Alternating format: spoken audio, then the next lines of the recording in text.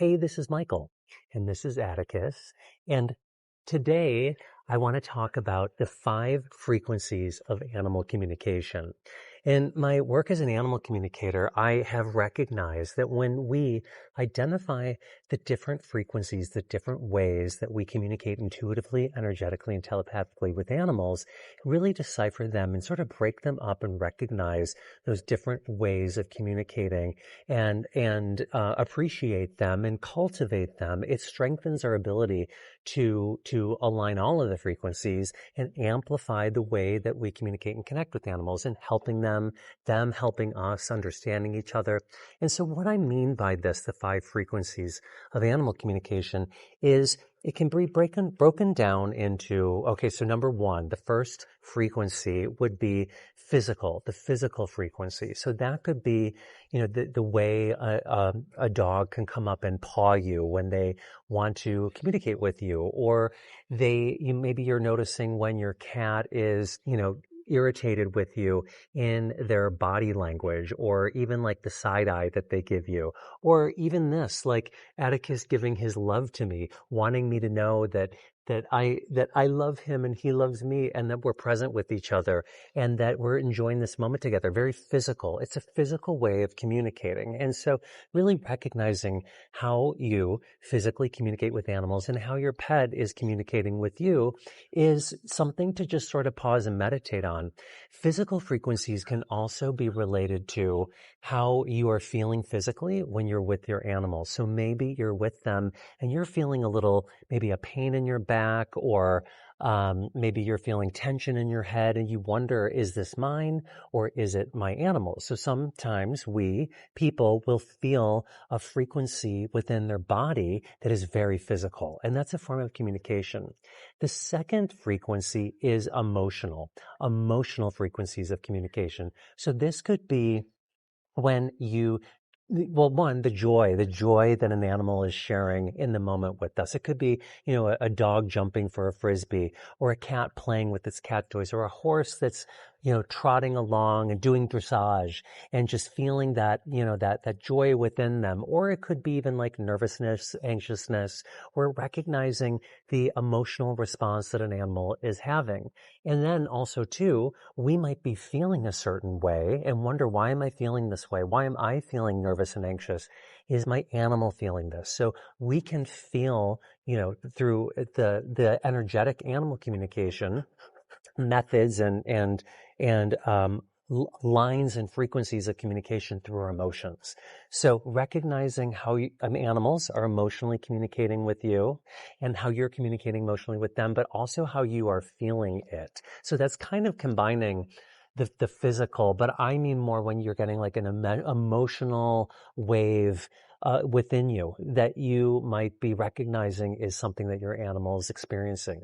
The third frequency is the mental frequency. So that might be like a telepathic message that you're feeling. Like you, for example, maybe you are in another room and you're just seeing in your head that the water bowl is empty. And then you go in and your dog is like staring at the water bowl like, where's my water? Why am I not being, where's my food even maybe? You're getting this mental picture in your head. Or for example, I was in a room feeding the cats, and I left the room, walked into another room the other day, and all of a sudden I got this mental picture of our new kitten, Puma Bear, like essentially trapped, like, wait a minute, help me. And so I immediately went back into the other room where I was feeding them, and Puma had gone into a little cupboard, and I wasn't looking, and I shut the cupboard door, and he was inside the cupboard, and he wasn't making a sound, but I was feeling in my mind's eye, I was sensing and seeing him trapped somewhere. And I was like, oh, okay, thank you, Puma Bear, for sending that mental frequency to me. So that's a powerful way that our animals are communicating with us telepathically. And so recognizing when you're getting these sort of mental hits, these, mental energetic downloads from your animal, or when you're sending them to your animal. Our animals can pick up on what we are thinking as well as feeling. So just being aware of like when you're thinking about maybe going for a walk and then you notice that your dog or dogs are coming up to you like, oh, we're going for a walk. They're getting that telepathic message that and maybe it's even at a different time than you usually go. So it isn't like a habitual thing. They're getting the mental photo, the photos in their mind's eye from you. And then the fourth one is the energetic frequencies. So that is energetic presence. It becomes a little more abstract, having an awareness of what you are radiating when you're tense or stressed and your animals are picking up on it, or vice versa. When they're tense or stressed and you can sense that like, oh God, they know that we're going to the vet, and it's sort of in the air. There's an energetic connection. There's an energetic frequency that they're picking up from you or you're picking up from them. Sometimes, this can relate to earthquakes when, animals know when an earthquake is going to happen or a storm is coming. It's very energetic. And sometimes for certain animals, it's like, a frequency that's going through their body that's either charged or jarring or unsettling, and it can be very overwhelming, and maybe you are picking up on that energy from them, or they're picking up on the energy from you. Maybe you know that a storm is coming into town, or there are going to be fireworks this evening, and you're tense and stressed about it.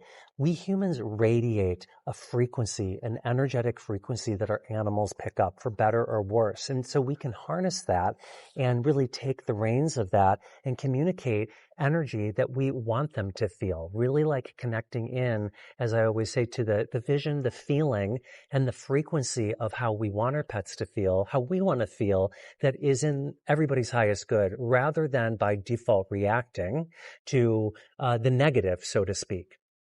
And then the fifth frequency of animal communication is spiritual, the spiritual frequency. So this can apply to, like the soul level connection we have with our pets, or, our connection with animals in the afterlife, our animals that have crossed over. We are feeling them. Maybe we're having dreams about them, receiving signs from them. Maybe we're asking for a sign. Maybe we're talking to them out loud and feeling that they are connected to us, maybe responding to us.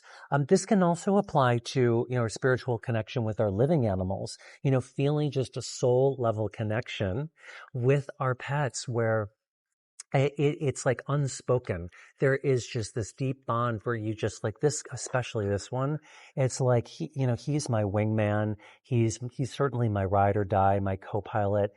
He knows that I rely on him to keep an eye on everything, to let me know when something's amiss with the other animals, when there's any funny business. He will bring it to my attention. Like right now, he's keeping an eye on things.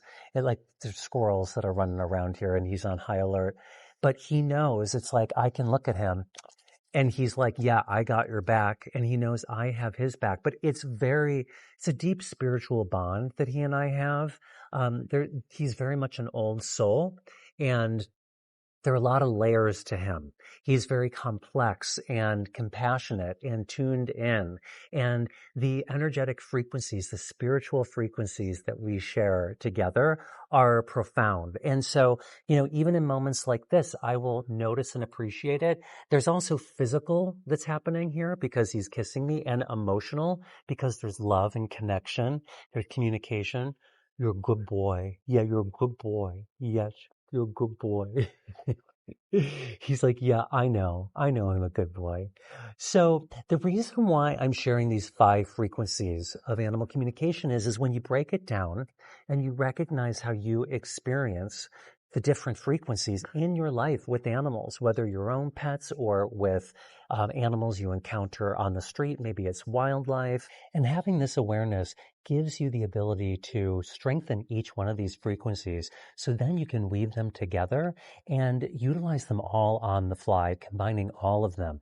When you really need your animal to listen to you in a moment of quick response, or you are, trying to find them or serve them in a higher, deeper way, and you have recognized all of these different frequencies, you have, in dividing all of them up and recognizing and appreciating all of them, you strengthened the collective muscle. So then you can physically, emotionally, mentally, energetically, and spiritually communicate instinctually. Like when I say instinctually, I mean like on the fly, not even, just doing it without having to get into a mode or a plan. You just do. You just are.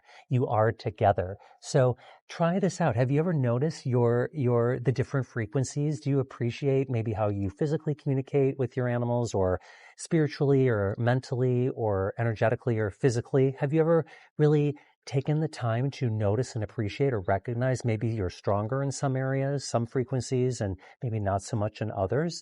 Well, this is another opportunity to strengthen the different frequencies that maybe you feel like are a little bit weaker for you. And in doing so, like I said, you're strengthening all of them. So let me know in the comments what your experience is with your pets or animals in your life with these different frequencies. How do you identify them in your life? And if you need any help or assistance with your pets, of course, you can book a session with me, contact me through my website, and check out my book, Intuitive Animal Communication, Co-Create a Meaningful Life and Deep Connection with Animals, available everywhere, including audiobook, that has tons of exercises like this to strengthen your intuitive animal communication abilities. So until the next video, we will see you later. What do you think, Atticus?